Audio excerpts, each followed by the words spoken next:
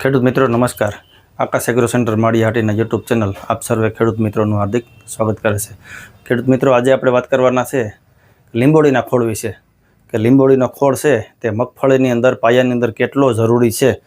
તો સૌપ્રથમ વાત કરીએ તો આપણી પાસે જે ખોળ છે તે ત્રિશૂળ બ્રાન્ડ અને એરિસ કંપનીનો ખોળ છે અને એરિસ કંપની જોઈએ તો 57 વર્ષ જૂની કંપની છે જે આપણે ફર્ટિલાઇઝર ગ્રેડો બનાવે છે। અને લીંબોળીના ખોળની ખાસિયત એ છે કે ખાલી લીંબોળી ખોળ નથી, એની અંદર માઇક્રોન્યુટ્રન એડ કરેલા છે। ઝીંક છે, આયરન છે, બોરોન છે અને કાર્બન પણ આની અંદર એડ કરેલું છે। આ બધા તત્વો મિક્સ છે એટલે એનું રિઝલ્ટ બમણું ખેડૂતોને મળતું હોય છે। અને એની જમીનની અંદર કામ કરવાની કઈ પદ્ધતિથી કામ કરે તો કે લીંબોળીનો ખોળ છે ને તે નેમેટોડની અંદર કામ કરશે, ઉધઈની અંદર કામ કરશે, મૂંડાની અંદર કામ કરશે અને ફૂગની અંદર કામ કરશે। આ બધા રોગોની અંદર લીંબોળીનો ખોળ છે તે કામ કરશે। એટલે જમીનની અંદર, મગફળીની અંદર, ખાસ કરીને પાયાની અંદર કોઈ પણ ખાતરની સાથે મિક્સ કરી અને આપી શકાય છે। 25 કિલોની બેગ આવે છે અને એકડની અંદર એનું પ્રમાણ હોય છે।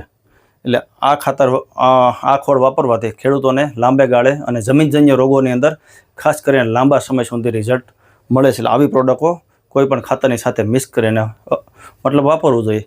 અમારો વિડીયો ગમ્યો હોય તો અમારી ચેનલને લાઇક, શેર અને સબસ્ક્રાઈબ કરો।